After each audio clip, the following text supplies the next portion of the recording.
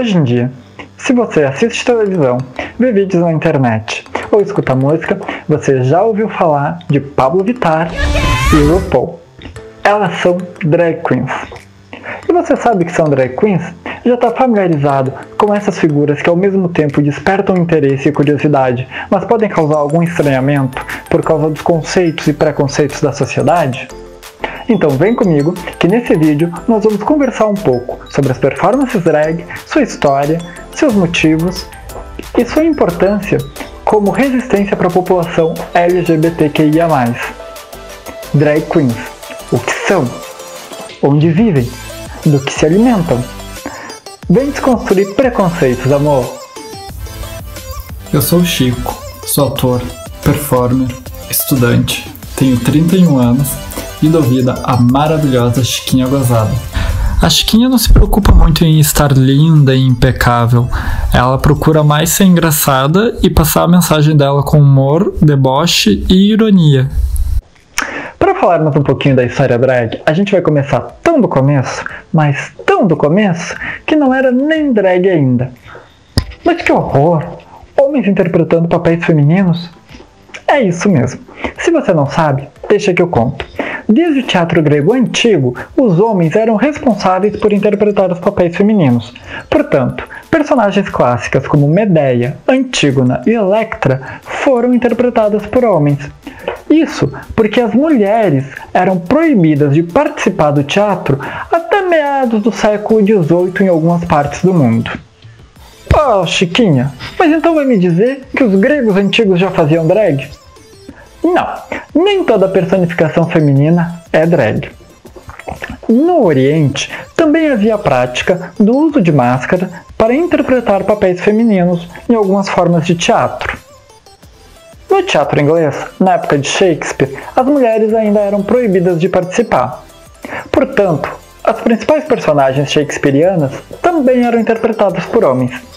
Inclusive, há uma história que diz que o próprio Shakespeare teria inventado a palavra drag, como uma sigla que queria dizer dressed as a girl, ou seja, literalmente vestido como uma garota. Mas não faz muito sentido que ele precisasse deixar isso claro para os seus personagens, uma vez que as mulheres não podiam interpretar papéis, não é?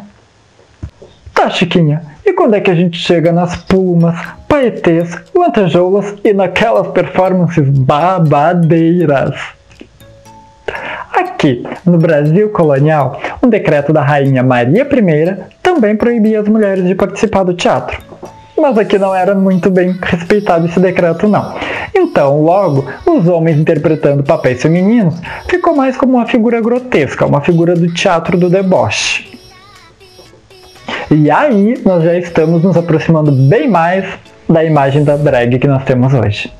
E já no século XX, a gente já tem essa figura da drag espalhafatosa, da paródia, do deboche, sarcástica.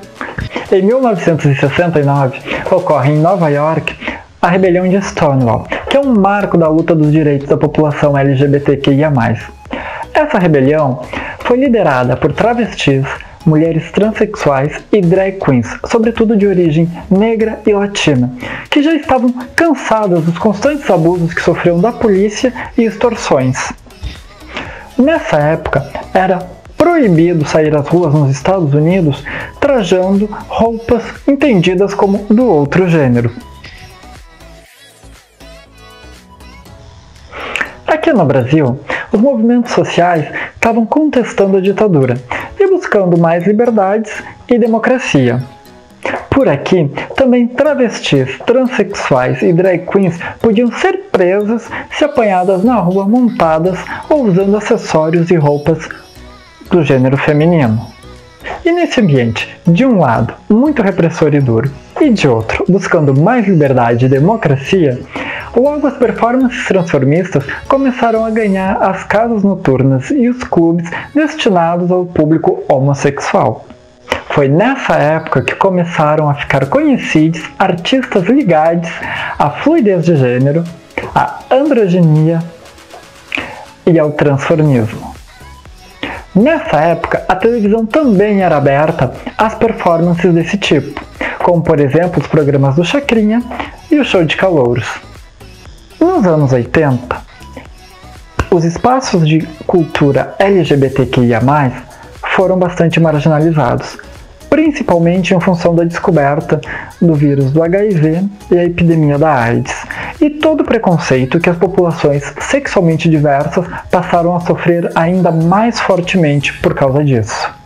Mas nos anos 90, as drag queens retomaram o pioneirismo em muitos espaços. E em 2009, RuPaul lançou o reality show que jogou de novo os holofotes para as drag queens e virou um fenômeno mundial, ganhador de várias premiações. O sucesso do programa e um público consumidor voraz da arte midiática drag fez abrir vários espaços, sobretudo na música, e surgiram assim muitas drag queens que continuaram fazendo sucesso, como é o caso da Pablo Vittar e da Glória Groove. As primeiras vezes que eu vi drag foi lá nos anos 90 na televisão, nos programas de calouros. E depois, quando o programa da RuPaul começou a fazer sucesso aqui no Brasil, eu fui acompanhando. E então, eu acho que o RuPaul's Drag Race fez crescer muito o interesse na arte drag, principalmente da população mais nova, que ainda não tinha convivido muito com esse meio. Como também nessa época eu comecei a ter contato com teatro, performance, a expressão artística, o meu interesse ele foi aumentando. Mas enfim, eu nunca chegava a me montar, porque eu nem sabia por onde começar, eu nem tinha ideia de como é que se pegava um pincel de maquiagem, por exemplo. Mas aí eu ia aos bares e às festas e via as performances das drag queens.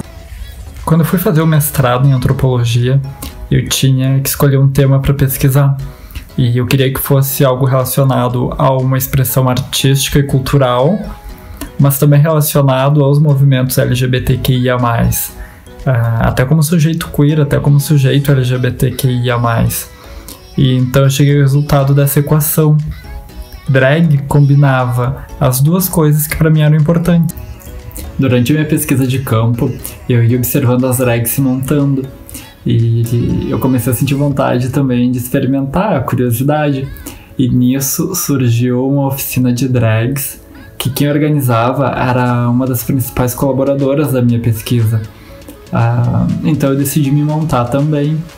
E daí eu comecei a desenvolver uma persona drag, que é a Chiquinha Gozada.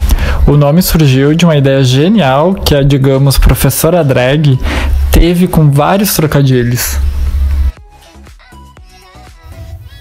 E foi muito bacana fazer a oficina artística de drag, porque lá eu pude conhecer outras drags que também aceitaram fazer parte da minha pesquisa e todas nós fomos desenvolvendo e criando as nossas personas drags, que são as nossas personagens, não é?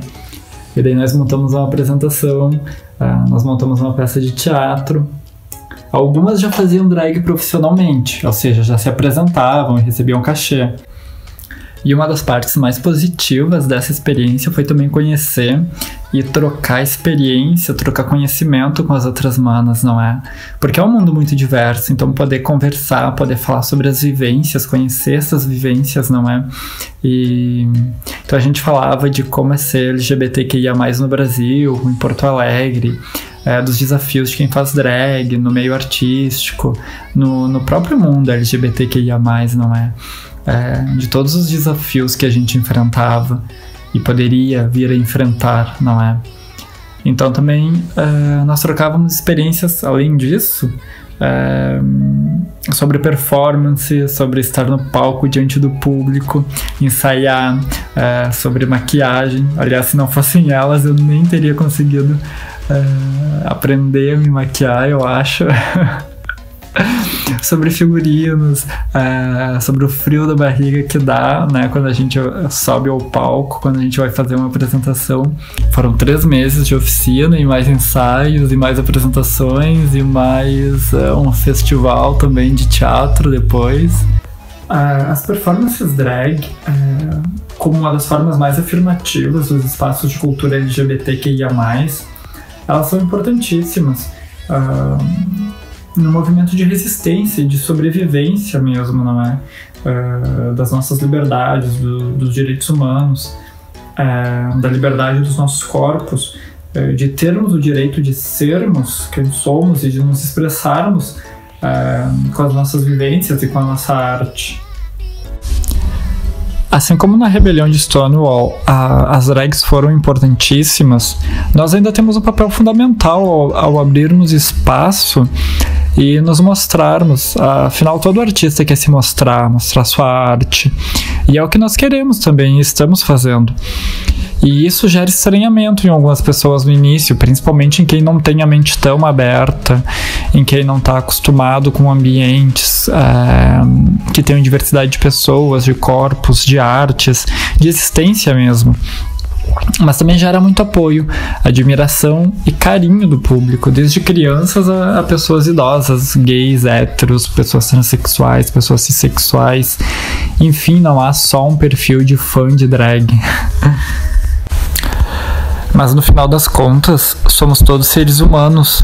Não deve importar se é gay, hétero, homem, mulher, faz drag ou trabalha no escritório. E aliás, dá pra fazer as duas coisas, viu? O que importa é que se respeite o direito da pessoa ser como é, expressar-se como é, com todas as suas formas e suas potencialidades. Tá, mas se você ainda ficou meio confuso, nós te ajudamos. Drag é expressão artística que transborda as fronteiras de gênero. Drag não é travesti, não é mulher transexual e não é crossdresser, mas todas essas podem desenvolver uma persona drag também. Esse grande alcance midiático que algumas drag queens têm conseguido nos últimos anos, ele é bom, ele é importante para as pessoas verem, para as pessoas conhecerem, terem a oportunidade de entender o que é, o que a gente pretende, né, de desmitificar essa figura da drag queen sem que ela perca o encanto, mostrar a gente como artista, como outros quaisquer, não é? Pessoas. Mas também é importante que o público perceba que existe uma diversidade muito maior de drag queens do que o que aparece na mídia. As famosas e midiáticas são apenas uma pequena parcela. Por isso, apoiem as drag queens locais da sua cidade que se apresentam em bares, palcos pequenos, festas.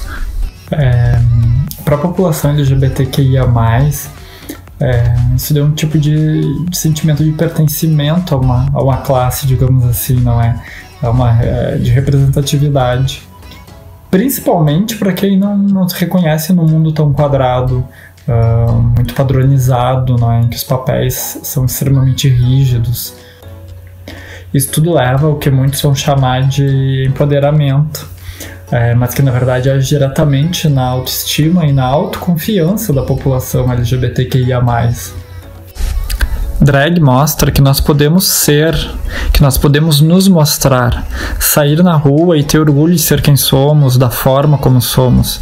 E o melhor de tudo, de forma muito inteligente, porque põe as pessoas que vêm a pensarem, instiga as pessoas a reverem seus conceitos e desconstruírem os seus preconceitos. Toda vez que uma drag queen aparece na televisão, ou num vídeo na internet, ou na rua da tua cidade, uma mente se abre para a diversidade e para o respeito, ou várias mentes se abrem.